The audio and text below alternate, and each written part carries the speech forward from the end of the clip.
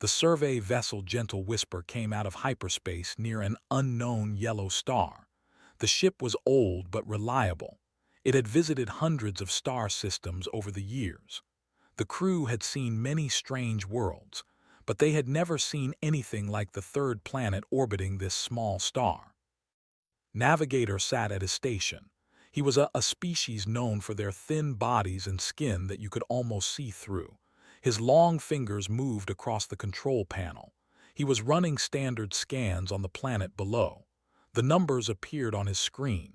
He blinked his 4 eyes. Then he ran the scans again. The numbers were the same. Captain floated over to look at the screen. He was a Pelion, an old one with 6 eyes and scales covering his round body. He had been a captain for 40 years. He had seen many dangerous worlds. He knew how to read these numbers. The planet was a Class 13. In all the known galaxy, there were only 7 Class 13 worlds. They were places where nothing should live. The conditions were too extreme, too deadly, too unpredictable. This planet had all of it. The temperature changed wildly. Some parts were frozen solid. Other parts were hot enough to kill most species in minutes. The atmosphere contained oxygen, a gas so reactive that it could burn through metal over time. Liquid water covered most of the surface. Water was one of the most dangerous substances in the universe. It could dissolve almost anything given enough time. The planet's own sun blasted it with radiation. Not a little radiation. Enough radiation to cause genetic damage in most species within hours of exposure. The magnetic field that should protect the surface was unstable. It shifted and moved in ways that made no sense. There were constant storms, electrical discharges that could vaporize a small ship, wind speeds that could tear buildings apart. The ground itself was unstable. It shook and split open without warning. Mountains of liquid rock burst from beneath the surface. The oceans were filled with predators. The land was filled with predators. Even the smallest creatures on this world seemed designed to kill. Looked at Captain. His transparent skin had turned pale with fear. "Captain," he said quietly, "there is something else." He pointed to another reading on his screen. Electromagnetic signals, organized patterns, communication. There was intelligent life on this death world. Captain was quiet for a long moment. His 6 eyes moved across the data. His species did not show emotion easily, but the other crew members could see that he was disturbed. "Deploy observation drones," he ordered. "We need to see what lives down there." The drones were small and silent. They slipped into the planet's atmosphere and spread out across the surface. They recorded everything they saw. Every hour, they sent their data back to the Gentle Whisper. What the crew saw over the next several days changed everything they thought they knew about life in the universe. The natives called themselves humans. They walked on 2 legs.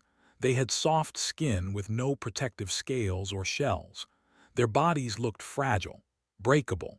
They should not have been able to survive on this world for a single day. But they did not just survive, they thrived. The drones recorded humans swimming in the liquid water, not running from it, not protecting themselves from it, swimming in it for fun. They splashed and laughed as the deadly substance covered their bodies. The drones recorded humans lying under their star's radiation, on purpose. They removed their clothing to expose more of their skin to the harmful rays.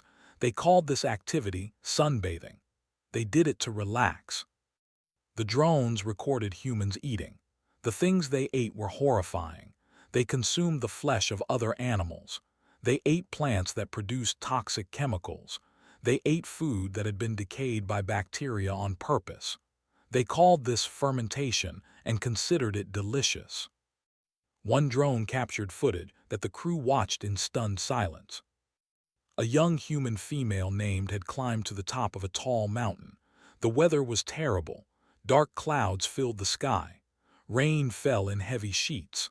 Lightning struck the ground around her, each bolt carrying enough electricity to kill her instantly. Was not running. She was not hiding, she was not even afraid. She was laughing. She held a small device in her hands and pointed it at the storm. She was taking photographs. She thought the deadly lightning was beautiful. She wanted to capture the image so she could look at it later. A bolt of lightning struck a tree only 20 meters from where she stood. The tree exploded into flames, jumped a little, then laughed again. She took another photograph. "She is insane," whispered one of the crew members. "No," said Captain slowly. "I do not think she is. I think this is normal for them. I think they are all like this." He turned to his communication officer. His voice was serious. "Send an emergency message to the Galactic Council. Priority 1. Tell them we have discovered a new intelligent species. Tell them we need to reassess planetary classification immediately." He paused and looked back at the screen, where was now climbing back down the mountain, still smiling. "Tell them the native species appears to be immune to death." The message traveled across the stars. It reached the Galactic Council 3 days later. The council members read it carefully. They watched the drone footage. They studied the data.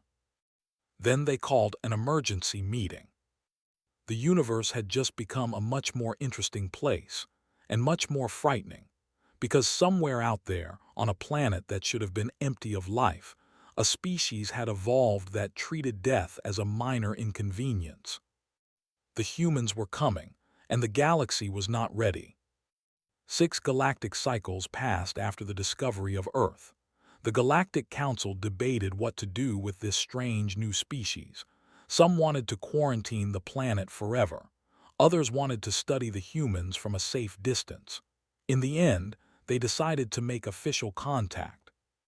Ambassador was chosen to lead the mission. He was a species that looked like a tall blue plant with too many arms, were known for their patience and calm nature, had spent his career dealing with difficult species. He had negotiated peace between enemies. He had settled ancient disputes. The Council believed he could handle anything. The Council had upgraded Earth to a provisional Class 14. This classification had never been used before. It existed only in theory. It meant a world so dangerous that survival there was considered mathematically impossible. Yet 6 billion humans lived on this impossible world. The diplomatic ship landed in a city called Seoul. The humans had chosen this location carefully. It was modern and clean. It had good weather. It was politically neutral. They wanted to make a good impression. Lieutenant Colonel Park led the welcome committee. He was a military officer in his 40s with a calm face and tired eyes. He had served in several conflicts during his career. He had seen bad situations. He knew how to stay calm when things went wrong. Things went wrong almost immediately. Ambassador stepped out of his ship wearing a full environmental suit. The suit was designed to protect him from Earth's deadly conditions. It regulated temperature, filtered air, and blocked radiation. Without it, he would die within hours. The temperature that day was 22 degrees. The humans were wearing light clothing. Some were not even wearing jackets. Suit began to malfunction. The mild Earth temperature was higher than his species could handle comfortably. Warning lights flashed. Alarms beeped. The ambassador began to overheat inside his protective equipment. Notice the problem. Without thinking, he removed his own jacket and held it up to create shade for the alien ambassador. It was a simple, kind gesture. The other aliens watched in horror. A human had just removed a layer of protection from his body. He was now more exposed to the deadly environment, and he was still standing, still breathing, still alive. 2 of the delegates collapsed from shock. The medical teams rushed forward, not the human medical teams, the alien ones. The humans looked confused. They did not understand what had happened. Over the following weeks, the cultural exchanges continued. Each day brought new misunderstandings. Each day, the aliens became more afraid. Dr. Shin was assigned to explain human biology to the delegation. She was a scientist who studied alien life. Now she had to explain her own species to creatures from other worlds. She thought it would be easy. She was wrong. When humans become sick, explained during one meeting, our internal body temperature rises. We call this a fever. It can reach 40 degrees or higher. The medical officer fainted, waited for him to be carried out of the room. Then she continued.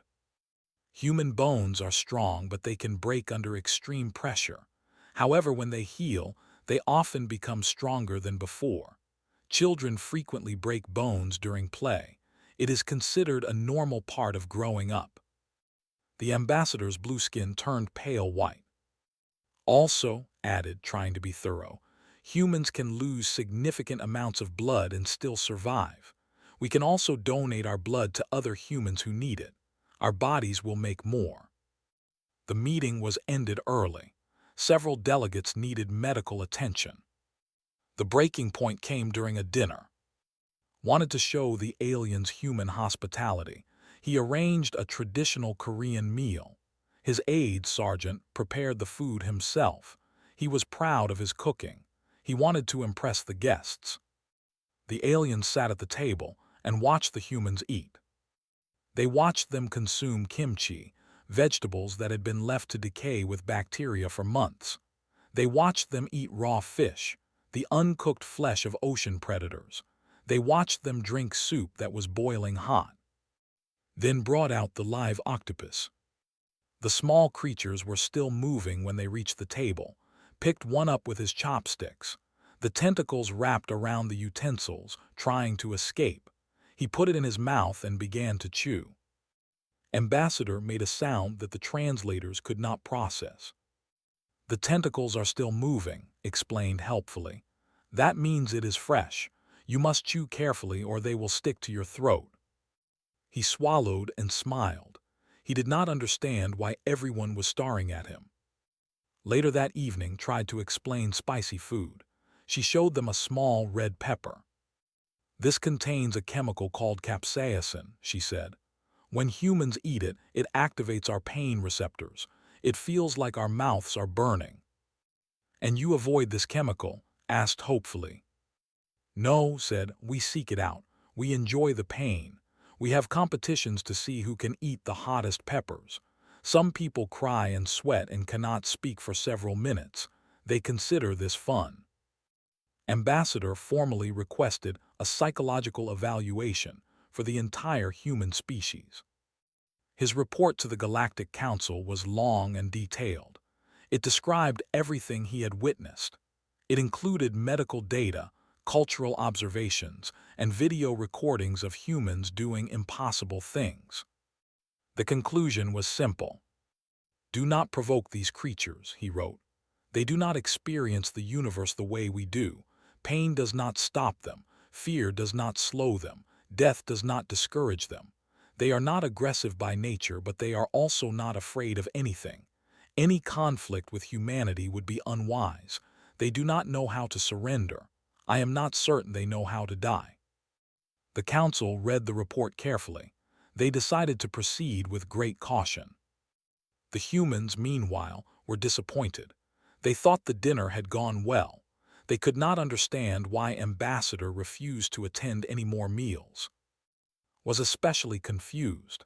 He had made his grandmother's recipe. Everyone usually loved his grandmother's recipe. Some things, it seemed, could not be translated between species. 3 years passed after first contact. Humanity had joined galactic society, but only barely. They were allowed to travel to certain stations. They could trade with certain species, but most aliens avoided them. The humans were too strange, too frightening, too different. Station floated at the edge of Union space. It was a trading hub where merchants from many worlds came to buy and sell goods. The station was old and crowded. It was not an important place. The Union did not protect it well. That made it a perfect target for raiders. Worked on station as an engineer. She was 32 years old with short black hair and quick hands. She had grown up in a port city on Earth known for its tough people. She had studied engineering because she liked fixing things. She liked making broken things work again. She was in the atmospheric processing section when the alarm started. The Blackfin Syndicate had arrived. The Syndicate was a group of raiders from several species. They were too violent even for the Union. They attacked frontier stations regularly. Their tactics were simple. They came with overwhelming force. They took hostages. They stripped the station of everything valuable. Then they left. The Union rarely caught them. 40 armed raiders entered the station. They expected easy targets. They expected frightened merchants and helpless workers. They expected everyone to surrender quickly. They did not expect. The raiders breached her section first. 5 of them came through the door with weapons raised. They were a species with thick skin and 4 arms. They were large and strong. One of them pointed a gun at its face. "On the ground," he ordered. "No movement, no resistance." Looked at the gun. She looked at the raider. She thought about her options. A normal person might have surrendered. A normal person might have been afraid, but was not normal. She was human. She had grown up on a world where danger was everywhere. She had learned to face problems directly. She grabbed the nearest tool from her workbench. It was a heavy wrench used for tightening pipe connections. Before the raider could react, she swung it at his head. The first raider fell. The others were too surprised to respond immediately. That gave 2 seconds. She used them well. She threw the wrench at another raider's face. Then she grabbed a pressurized canister from the shelf and sprayed it at the third one's eyes. The remaining 2 raiders finally started shooting, dove behind a machine. The shots missed her by centimeters. "All humans on the station," she shouted into her communicator. "This is, raiders have attacked. I need help in Section 7. Bring whatever you can use as weapons." 11 humans were on station that day. They all responded. Lee was 73 years old. She had come to visit her grandson who worked as a cook on the station. She was a grandmother from a small town in Korea. She had never been in a fight in her life. But when she heard call, she did not hesitate. She found a fire extinguisher on the wall. It was heavy and solid. When a raider came around the corner, she hit him in the face with it. He went down hard. She hit him twice more to make sure he stayed down. "Sorry," she said to his unconscious body, "but you should not have come here." Was 19 years old. He was an engineering intern, the youngest human on the station. When 3 raiders cornered him on a walkway above the main cargo bay, he saw only one option. He tackled the nearest raider. They both went over the railing. The fall was 3 stories, landed on top of the raider, which cushioned his impact. The raider did not survive, broke 2 ribs and his left arm. He stood up anyway and kept fighting. "That hurt," he said to himself as he picked up the dead raider's weapon. "But I have felt worse." One by one, the humans found each other. They gathered in the central cargo bay, took command. She had no military training. She was just an engineer. But someone needed to lead, and she was the one who had started fighting first. "We are 11, she said. "They are maybe 30 still standing. We know this station better than they do. We know where to hide. We know where to ambush. We fight smart. We fight together. We win."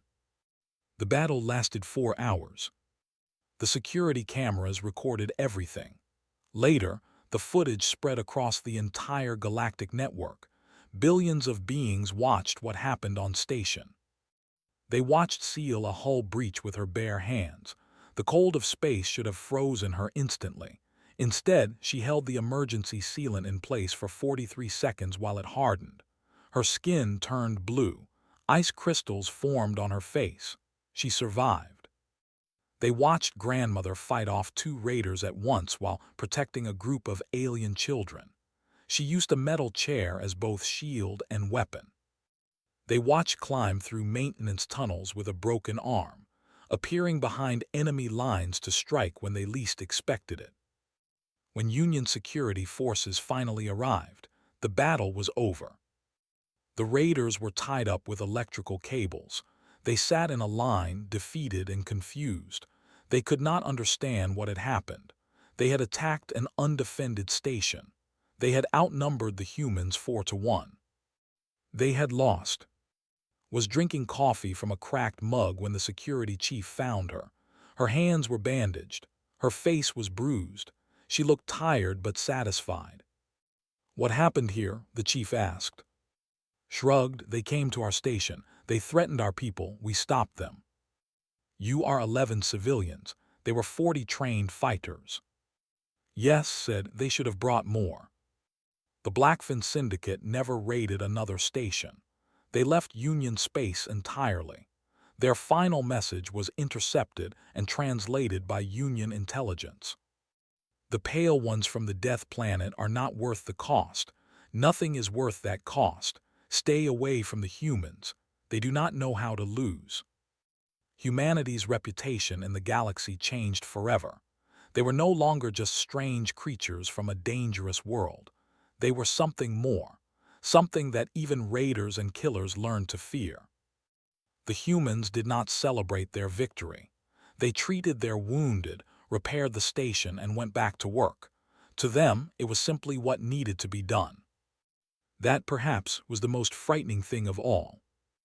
The Galactic Council accepted humanity as a provisional member after the incident. The humans had proven they could fight, but the galaxy still did not trust them. Humans were confined to certain areas. They were watched constantly. They were feared. Then the Crimson Decay came to 7. 7 was the species with translucent skin and delicate bodies. 6 billion of them lived on that peaceful planet. They were scientists and artists. They built beautiful cities of crystal and light. They had never known war. They had never needed to fight. The plague appeared without warning. No one knew where it came from. Some believed it was a weapon created by enemies of the Union. Others thought it was a natural disease that had mutated into something terrible. The truth did not matter. What mattered was that people were dying. The Crimson Decay spread fast. It traveled through air, through water, through the smallest touch. Once infected, a crystal skin would turn red. Then it would crack. Then they would die. There was no cure. There was no treatment. There was only death.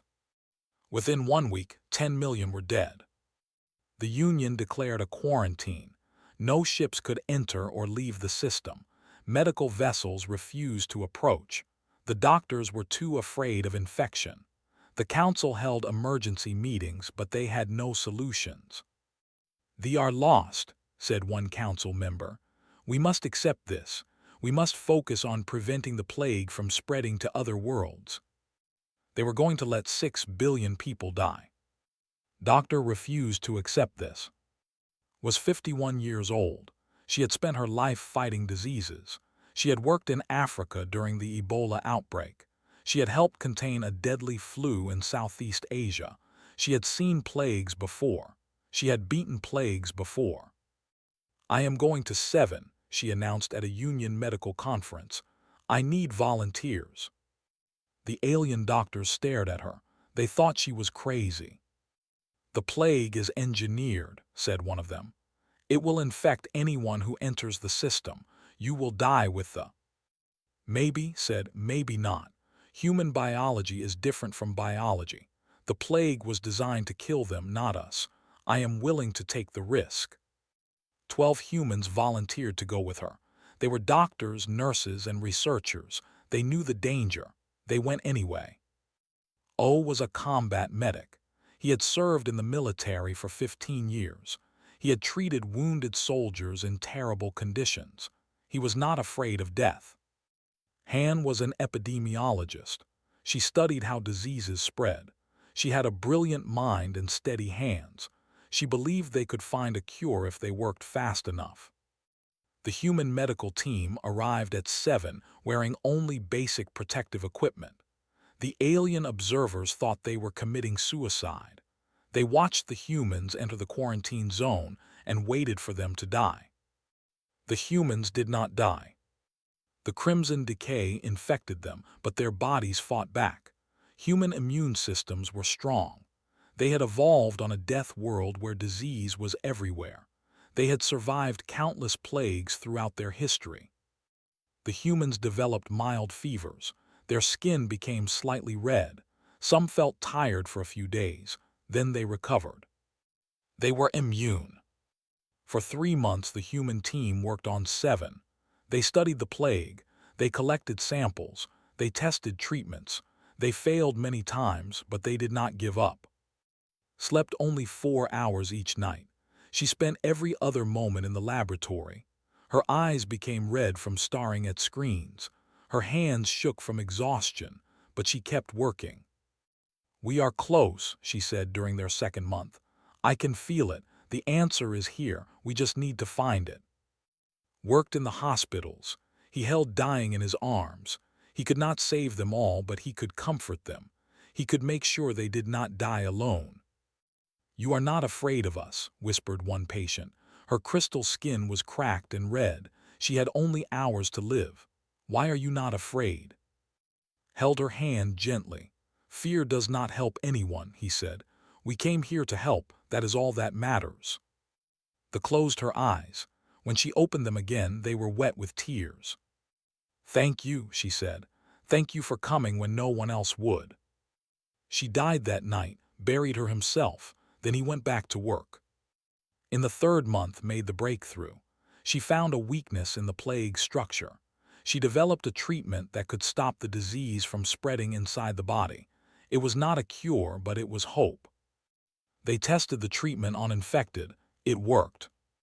They shared the formula with every hospital on the planet. Factories began producing the medicine. Doctors began saving lives. When the plague was finally contained, 2.3 billion had died, but 4.1 billion survived. 4 billion people who would have been lost without the humans. Ambassador, the same navigator who had first discovered Earth, spoke before the Galactic Council.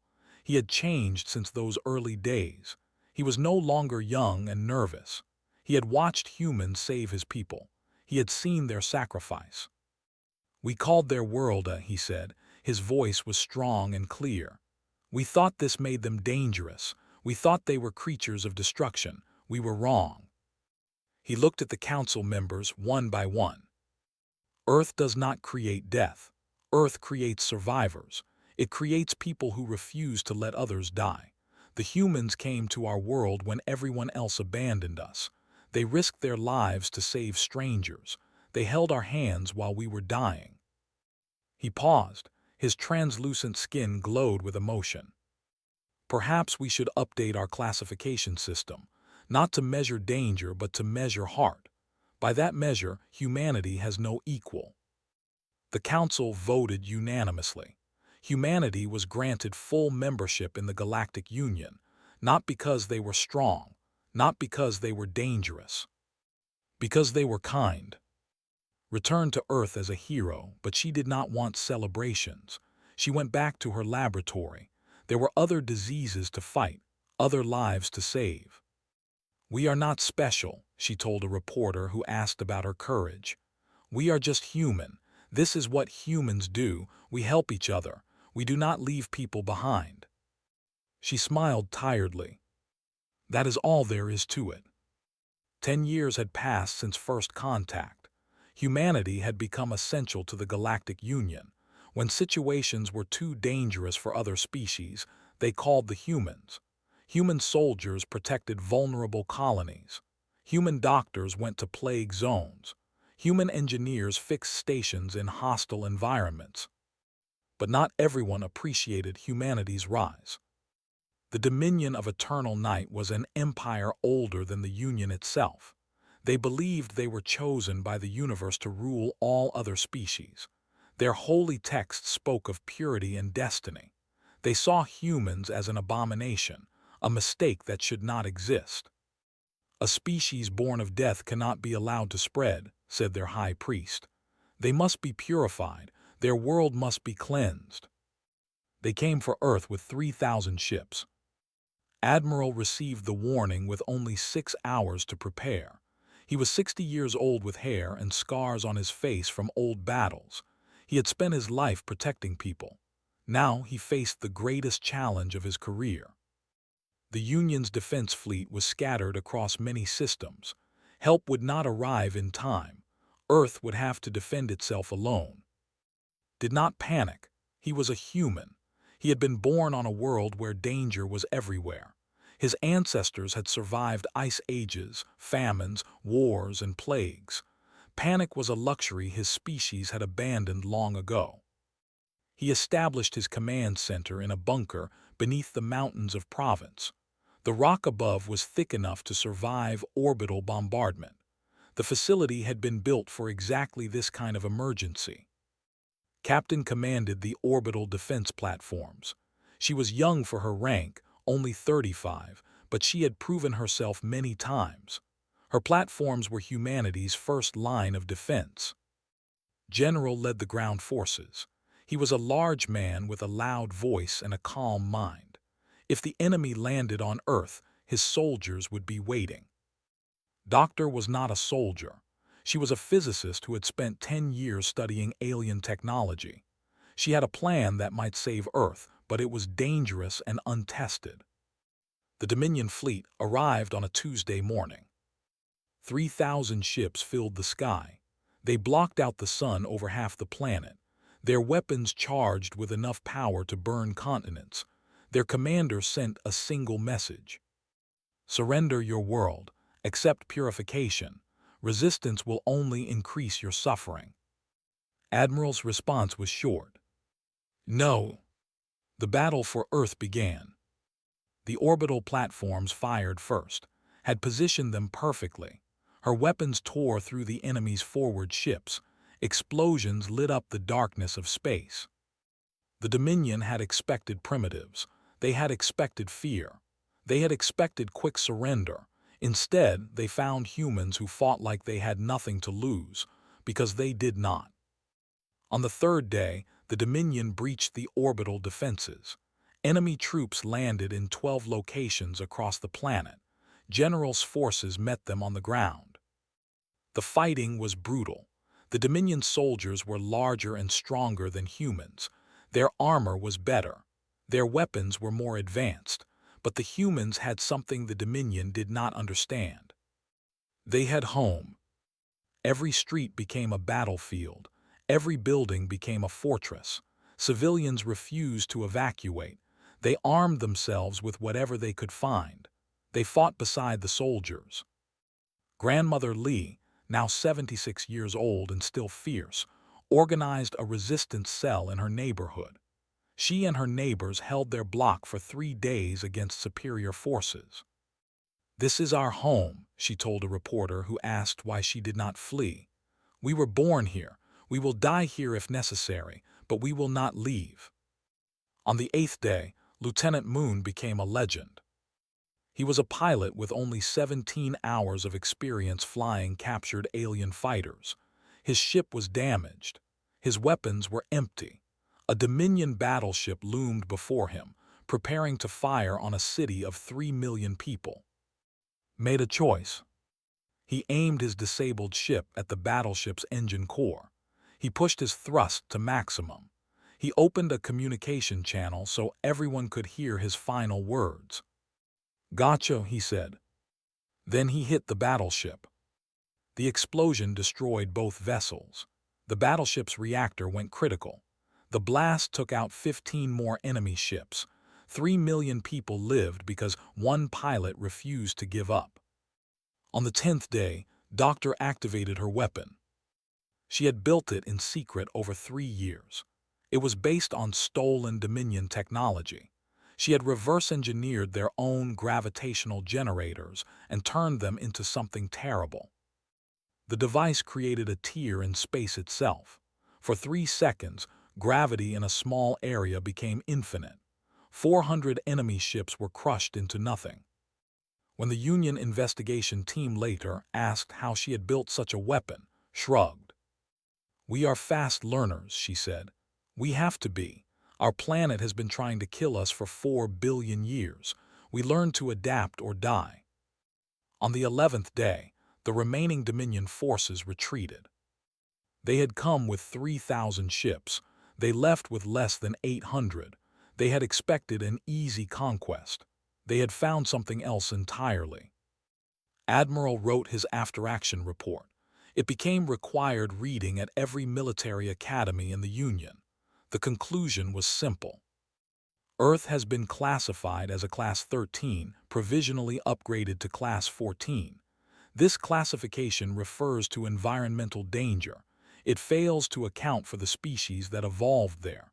I propose a new metric, survival index. By this measure, Earth's classification should include a secondary designation, unbreakable. He continued, "Do not invade this world.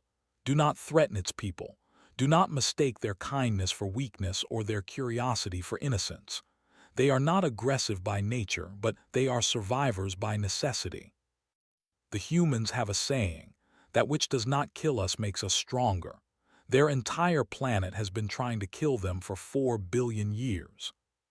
They have become very strong indeed." Ambassador, now old and silver, gave his final speech to the Galactic Council.